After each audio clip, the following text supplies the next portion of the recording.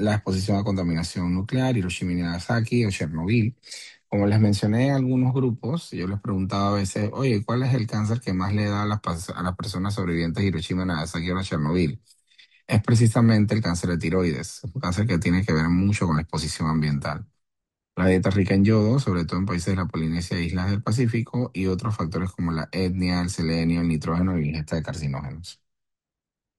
Las mutaciones conductuales pueden ser reordenamiento de red PTC. 70% de los sobrevivientes de Chernobyl tienen esta mutación o este reordenamiento. Sin embargo, lo que nos interesa sobre todo es el papilar, ya que es el más frecuente de todos. En mi consulta era lo que más veían ustedes, papilar de tiroides. Y el 60% de estos papilares tienen una mutación de BRAF. En el caso del folicular, la mutación principal es el NRAS.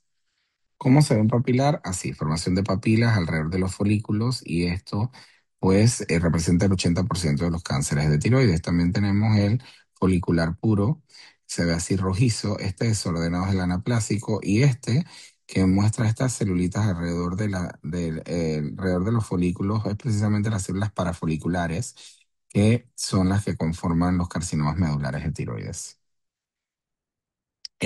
La mayoría del diagnóstico del cáncer de tiroides es incidental, es decir, que van por otra causa y se les hace un ultrasonido de cuello o les tocan el cuello y se dan cuenta que tiene un nódulo tiroideo. Totalmente incidental, eso hace que llegue mucho más temprano que otros cánceres. Pero también es importante tomar en cuenta la historia familiar del cáncer tiroideo, antecedentes de radiación, adenopatías cervicales, si tiene ronquera, dolor de cuello, masa palpable como la figura, o un tumor de rápido crecimiento en el cuello que tiende a tener histologías más agresivas. Cuando uno, por exploración física, nota un nódulo tiroideo, tienes que pedirle prueba de TSH. Si la TSH está baja, no es la que nos preocupa porque quiere decir que está baja porque probablemente el nódulo es hiperfuncionante. Entonces se le hace un centelleo de tiroides y demuestra que hay un hipertiroidismo.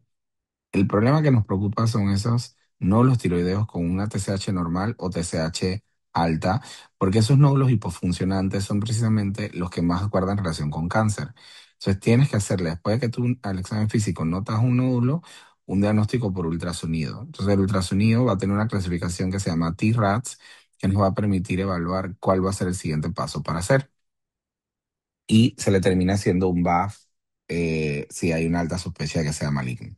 ¿Cuáles son los estudios de gabinete? TSH, tiroglobulina, anticuerpos antitiroideos y la gammagrafía tiroideo centelleo de tiroides, sobre todo para ver si los nódulos son hipofuncionantes, pues son hipofuncionantes hay mayor riesgo de que eso sea cáncer, ¿ok? El ultrasonido de cuello, era lo que yo les decía, en el ultrasonido de cuello nosotros miramos la composición, la ecogenicidad, la forma, los márgenes y el foco ecogénico. Aquí es muy importante ver que cada uno tiene puntaje.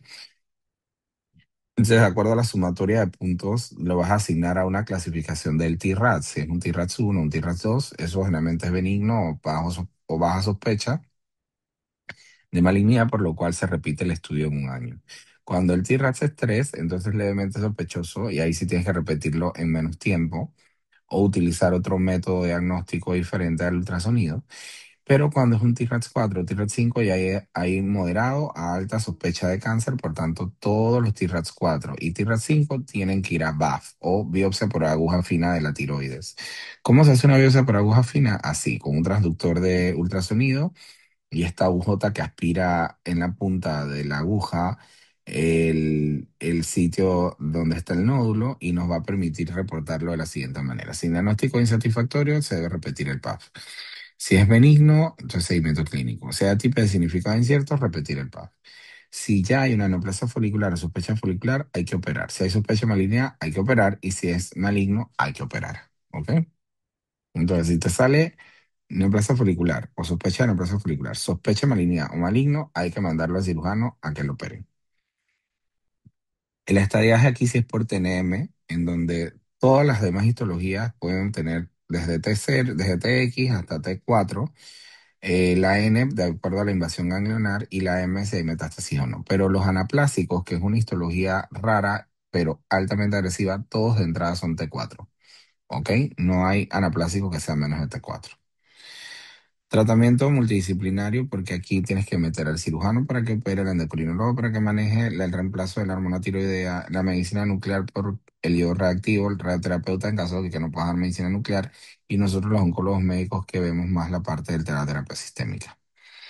La cirugía. Generalmente vamos a ofrecer en tumores de bajo riesgo o tumores tempranos de menos de 1 centímetro tiroidectomías parciales. En todos los demás, tiroidectomía total. Es decir, tumores de 1 a 4 centímetros, aunque tengan riesgo bajo o intermedio. Tumores de más de 4 centímetros, que ya son de riesgo alto. Tumores con adenopatías cervicales palpables.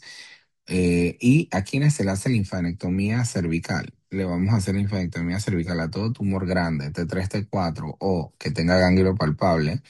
Y también todos los carcinomas diferenciados de tiroides, el 80% son multifocales, es decir, que cuando tú le quitas la tiroides, no vas a encontrar un solo nódulo, sino múltiples nódulos malignos probablemente.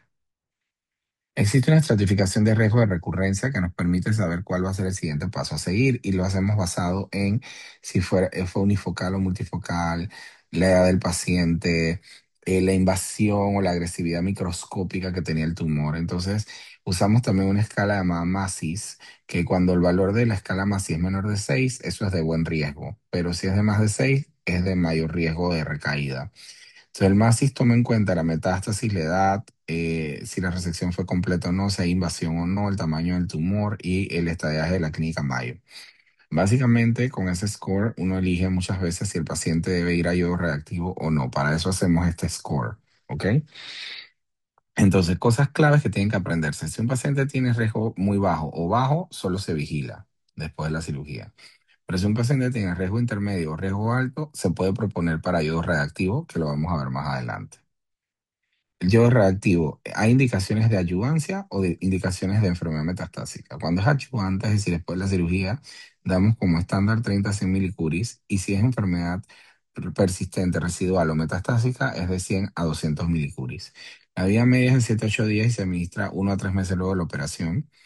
Está indicado luego de la tiroidectomía total o casi total. Sobre todo hay que tratar de verificar que no haya remanentes de la tiroides.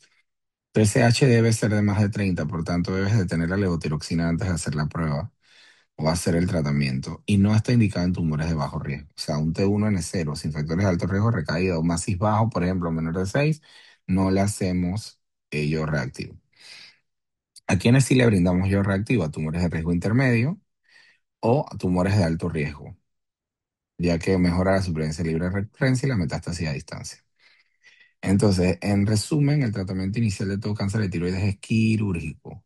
Luego de eso, entonces establecemos los riesgos que tenga, si es de intermedio o alto, probablemente lo mandemos a ellos reactivo. Si es bajo, como es la gran mayoría, pasará a vigilancia. Y aquí también hay que tomar en cuenta también reemplazo hormonal. Es importante que la TSH se mantenga en límites normales, así que eso también, por eso es que hay un rol del endocrinólogo aquí. La radioterapia la podemos dar como ayudancia, sobre todo para tumores que son resistentes al yodo, aquellos que persisten, que recurren o que son anaplásicos. El anaplásico no le puedes dar yodo reactivo porque no lo capta. Y también los pacientes con tumores incompletamente resecados o enfermedad irresecable, recurrencia locorregional en un campo previamente operado, pueden beneficiarse de la radioterapia externa. La quimioterapia la usamos para la enfermedad metastásica. No hay mucha evidencia sobre su uso. La usábamos sobre todo anecdóticamente doxorubicina y cisplatina. En la actualidad prácticamente ya no la usamos. ¿Por qué? Porque lo que debes usar en un cáncer de tiroides metastásico son las terapias dirigidas como los inhibidores de tirosina quinasa. Como vemos aquí hay cuatro opciones para los tumores bien diferenciados, que sería el sorafenib, lenvatinib, que es lo que tenemos actualmente en la institución pública, vandetanib y cabozantinib. Entonces, la supervivencia y recurrencia del cáncer de tiroides es un buen tumor. Es un tumor en donde la supervivencia global excede el 95%, tiene una tasa de recurrencia baja si eres de bajo riesgo, o si eres de alto riesgo, hasta un 21 a 68% pueden recurrir. La verdad es que la gran mayoría va a poder vivir, ¿ok? Casi en mi unidad, en 95% de los cánceres de tiroides están vivos. Les va muy bien. Entonces, el seguimiento se hace con TSH y tiroglobulina, ecografía cervical, rastreo con yodo, puede detectar recaída regional y pulmonar. Los tumores que no captan yodo pueden seguirse con PET-CT. En el primer año se hace cada 3 a 6 meses el seguimiento y en el segundo año cada 6 a 12 meses. Un poquito sobre cáncer medular de tiroides. Generalidad se origina de las células C o parafoliculares de la tiroides, como pueden ver alrededor del folículo. Su incidencia va en descenso, solamente el 5% de los tumores tiroideos entra dentro de la gama de tumores neuroendocrinos porque produce hormonas como la calcitonina o el péptido intestinal vasoactivo. 75% son esporádicos, 25% con mutaciones genéticas germinales, o sea, son hereditarios en el 25% de los casos. La mutación conductual principal es la mutación del red PTC, así como los Chernobyl, ah, Hiroshima y Nagasaki, bueno, tienen esa misma mutación. Pero en esta es principalmente adquirida o mutación sobre todo heredada también como una posibilidad. Y el red PTC es un receptor de tirosina quinasa que activa la vía del RAS o la vía del PI3K y de esa manera promueve proliferación, angiogénesis y metástasis. Otro detalle importante. El carcinoma medular de tiroides, aunque sí es cierto que el 75% de las veces es esporádico y es a través de la mutación del RET, también puede estar relacionado con la neoplasia endocrina múltiple o el síndrome llamado MEN2A y el MEN2B. Entonces hay una versión clásica que se acompaña de feocromocitoma hiperparatiroidismo, 95% con mutación de RET, la variante de Hirschsprung, que tiene enfermedad de Hirschsprung, megacolon tóxico, el que tiene amiloidosis con líquen cutáneo, el familiar, el MEN2B que tiene facies marfanoides, nervios corneales medulados y ganglioneuromatosis del tracto aerodigestivo. Entonces, esto es importante y por eso los traigo porque este tipo de neoplasias endocrinas múltiples le gusta mucho preguntarlo a los exámenes del board, así que es muy importante que ustedes se lo aprendan también, chicos. Bueno. Diagnóstico. Siempre sospechar que está asociado a un síndrome de neoplasia endocrina múltiple. Siempre que tenemos un medular tiroides, tratamos de verificar que no tenga una neoplasia endocrina múltiple. La mediana edad es de 50 años, 57% en blanco, 60% afecta a las mujeres. El diagnóstico es a través de ecografía cervical y una biopsia por aguja fina. La mutación germinal de red es la principalmente relacionada, sobre todo en los casos hereditarios. Las metástasis ganglionares están presentes en casi la mitad de los pacientes al momento del diagnóstico. Sus síntomas principales son la ronquera, la disfagia y el sitio principal de metástasis es el hígado, a diferencia del papilar de tiroides, en donde es principalmente ganglionar y pulmonar. El diagnóstico, el estrés con tomografía, también es importante pedir niveles de calcitonina, cromogranina y CEA. El tratamiento, la excisión quirúrgica con linfadenectomía cervical a todos los pacientes, la tiroidectomía profiláctica para aquellos portadores de la mutación de red, realizar niveles de calcitonina y cromogranina postoperatoria para seguimiento de la enfermedad y en la enfermedad metastásica utilizamos solo dos inhibidores de tirosina quinasa, que es el vandetanib y el cabozantinib. En resumen, el carcinoma medular de tiroides es solo el 1 o 2% de los cánceres de tiroides, 75% son esporádicos. El diagnóstico se realiza por medio del PAF, la puso por aguja fina. El estudio del RED permite identificar mutaciones germinales. Recordar que guarda relación con el MEN2. Eh, También los marcadores tumorales aquí son la calcitonina y el CEA. El tratamiento clínico debe consistir como mínimo en una tiroidectomía total y disección de ganglios linfáticos del compartimiento central. También la quimioterapia tradicional no es efectiva. Aquí tenemos que utilizar terapias dirigidas como vandetanib y cabozantinib. Perfecto.